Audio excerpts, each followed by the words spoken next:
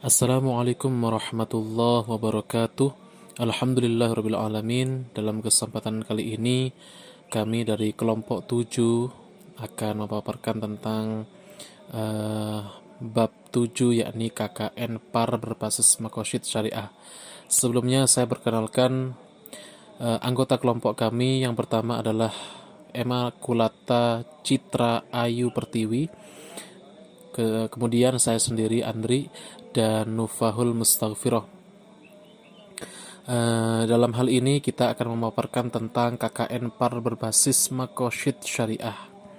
KKN sendiri adalah kuliah kerja nyata, ya, dimana kita sebagai mahasiswa akan melaksanakan praktek langsung ke dalam lapangan.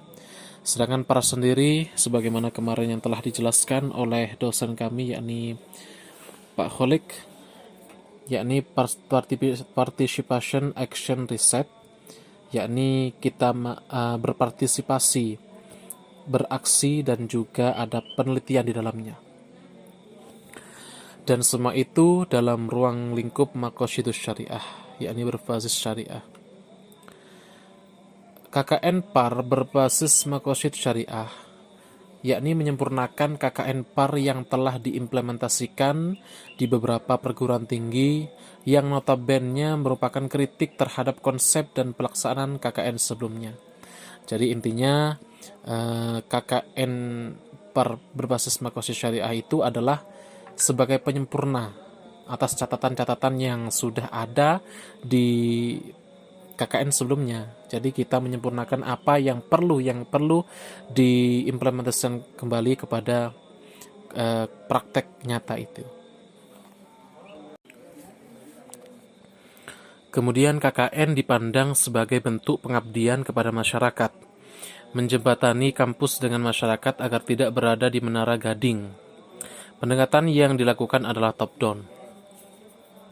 Jadi KKN itu adalah pengabdian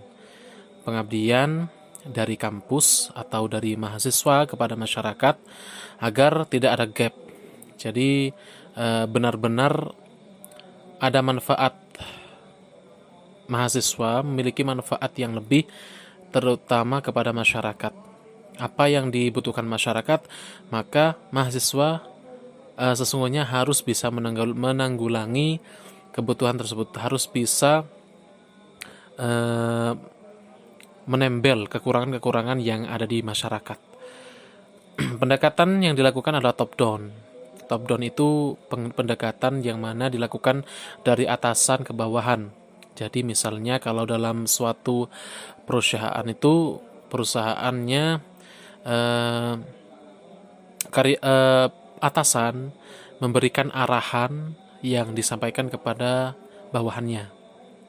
Berarti dari atasan ke bawahan. Kemudian KKN PAR berorientasi pada perubahan sosial berdasarkan realitas yang dipahami bersama dengan masyarakat. Pendekatan yang dilakukan adalah bottom up. Ini kebalikan dari yang tadi.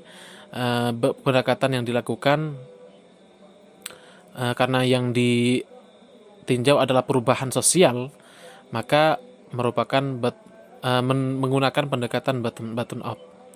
Bottom up itu adalah pendekatan dari bawahan ke atasan. Jadi kita merengreng ada apa yang kita peroleh, kita saring dari masyarakat yang terbawah sampai ke pusatnya, ke atasannya.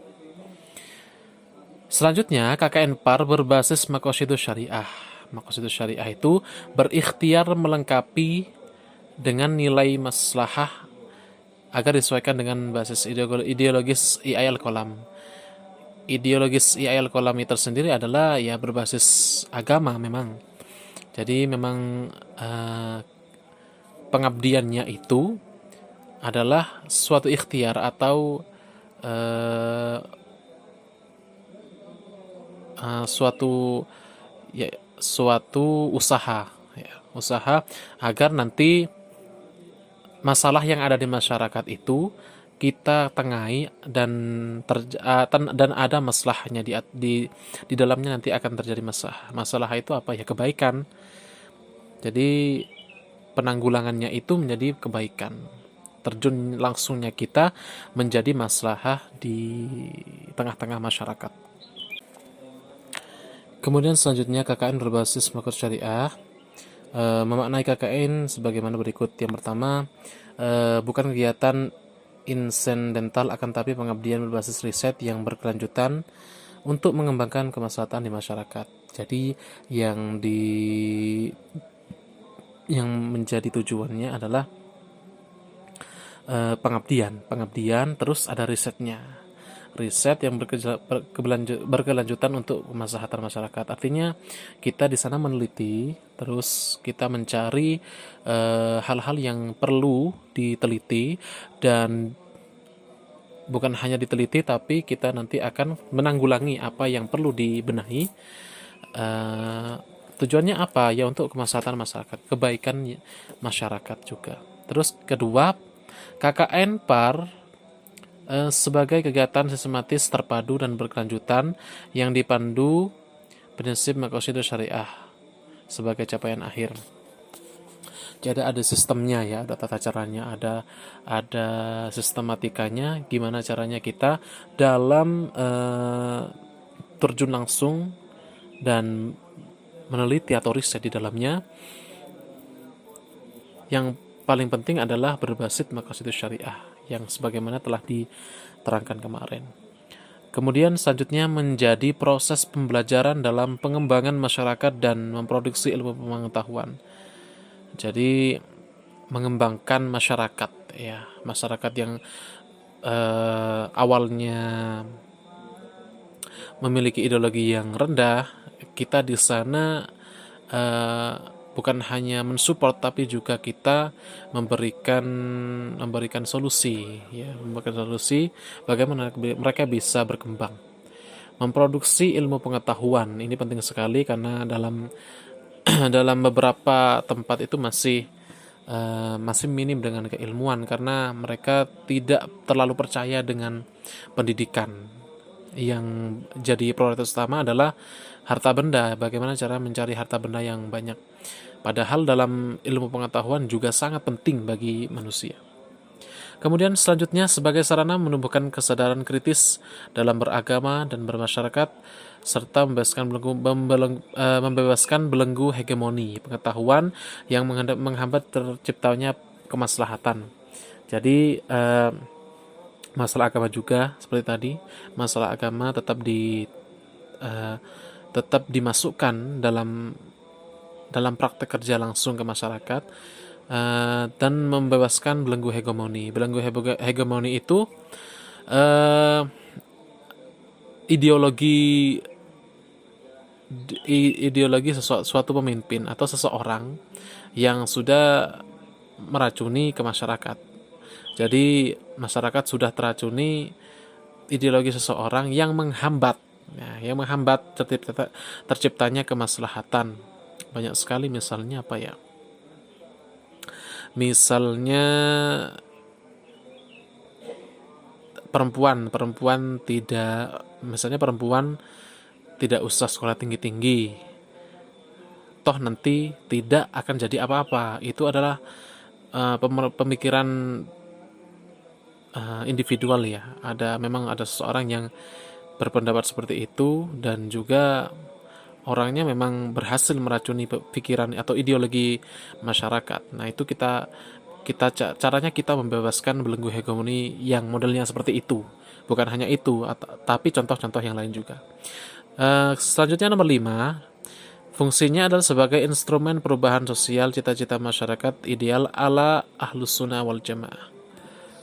Jadi cita-cita masyarakat yang ideal sesuai dengan Ahlus Sunnah wal Jamaah. Terus yang terakhir, sebagai implementasi Tridharma perguruan tinggi yang kompatibel dengan basis ideologis IAI Al-Qalam. Jadi harus memasukkan Tridharma perguruan tinggi. Apa itu? Yakni pendidikan dan pengajaran, terus penelitian dan pengembangan, dan yang terakhir adalah pengabdian. Itu Tridharma. Tridharma itu harus kompatibel. Kompatibel itu ya harus sesuai, serasi, dan dikerjakan, direncanakan, dikerjakan. sesuai basis ideologis IAI Al-Qalam. Assalamualaikum warahmatullahi wabarakatuh. Di sini saya akan mempresentasikan lanjutan dari Mas Andrik. Nama saya Nufaul Mustafiroh. Yang kedua yaitu peran mahasiswa dalam KKN PAR berbasis Maqasid Syariah. Yang pertama, fasilitatif. Yang dimaksud fasilitatif di sini yaitu suatu proses pengarahan, bantuan dan pelatihan yang mendorong peningkatan kinerja dalam pelayanan yang bermutu. Yang kedua, katalis. Katalis di sini yaitu suatu zat atau substansi yang dapat mempercepat reaksi tanpa terkonsumsi oleh reaksi, namun bukannya tanpa bereaksi. Yang ketiga, representasi merupakan suatu proses yang melibatkan suatu keadaan yang mewakili simbol, gambar, dan semua hal yang memiliki makna. Yang keempat, peran teknis. Peran teknis di sini yaitu peran yang diharapkan dapat meningkatkan kinerja pimpinan. Selanjutnya, tahapan KKN PAR berbasis Maqasid Syariah. Pra-KKN, langkah-langkah. Pertama, bangun kontak. Kedua, integrasi. Yang ketiga, survei keluarga berbasis Maqasid. Yang keempat, riset partisipatif. Hasil yang dicapai, pertama, mendapat informasi awal tentang kondisi. Kedua, adanya sumber informasi dari masyarakat. Ketiga, dapat diterima di masyarakat. Terbangun hubungan baik dengan masyarakat, memahami situasi kondisi masyarakat, dan lain-lain. Selanjutnya, keluaran dokumen yang dihasilkan, laporan ansos, laporan survei, lampiran jadwal kerja, riset, pembagian tugas. Yang keempat, proposal KKN. Dan selanjutnya akan dilanjutkan oleh Mbak Emma. Assalamualaikum warahmatullahi wabarakatuh. Nama saya Makulata Citra Ayu Pertiwi. Di sini saya akan menjelaskan lanjutan dari tahapan KKN PAR berbasis Maqasid Syariah. Yang tadi kan sudah pra KKN ya, dan sekarang saya akan menjelaskan tentang tahapan KKN-nya. Tahapan yang selanjutnya yaitu KKN. Langkah pertamanya yaitu expose data. Apa expose data? Expose data itu yaitu pengungkapan data. Nah, setelah informasi yang dianggap cukup, yang informasi yang tadi kita cari itu sudah dianggap cukup, maka kita mengumpulkan subjek-subjek tadi. Siapa subjek itu? Yaitu orang yang kita ajak dialog atau orang yang kita ajak wawancara sebelumnya. Nah, itu dikumpulkan dalam suatu ruangan untuk mengetahui hasil wawancara. Nah, nanti dilakukan yang namanya expose data atau pengungkapan data-data. Tujuannya apa? Agar muncul dari subjek yang tadi itu sebuah kritikan, evaluasi, masukan, dan juga tanggapan dari mereka. Agar apa? Agar kita menemukan yang namanya masalah prioritas yang hendak kita pecahkan. Kan setiap wawancara itu pasti ada berbagai masalah. Nah, nanti kita pilih mana yang ingin kita prioritaskan dalam masalah itu. Nah, dalam hal ini nanti keluaran dokumen yang dihasilkan itu berupa dokumen prioritas masalah. Selanjutnya yaitu menggali potensi masyarakat atau analisa SWOT. Penggalian potensi masyarakat itu dilakukan atau tidak langsung terhadap tindakan yang dilakukan. Nah, tujuan dari ini apa? Agar ada kerjasama baik antara tim untuk menjamin keberhasilan suatu kegiatan. Selanjutnya yakni rencana aksi. Nah, kan tadi sudah diketahui kan masalah yang diprioritaskan apa, dan juga kader-kader yang akan dimasukkan dalam kegiatan ini sudah ada. Jadi kita langsung ke rencana aksinya. Kegiatannya apa saja? Yaitu yang pertama bisa dengan membuat perencanaan aksi. Nah, lalu memperjelas peran serta pelaku aksi, yaitu tadi dari seleksi kader tadi. Selanjutnya, melakukan aksi berdasarkan yang ditangani, itu masuk ke masalah selanjutnya atau kegiatan selanjutnya, yakni kegiatan aksi. Nah, kegiatan aksi ini isinya ya apa ya, tadi itu kan aksi berdasarkan masalah tadi yang sudah direncanakan. Nah, setelah melakukan aksi-aksi atau menyelesaikan masalah berdasarkan masalah yang diprioritaskan tadi, nah, akan ditemukan tuh yang namanya tingkat keberhasilan dan kegagalan. Nah, setelah ditemukan itu diadakan yang namanya evaluasi. Nah, di sana ngapain? Yang mengevaluasi ulang seluruh rangkaian kegiatan masyarakat tadi, agar ada yang namanya rancangan tindak lanjut. Nah, keluaran dokumen yang dihasilkan apa? Yaitu dokumen evaluasi.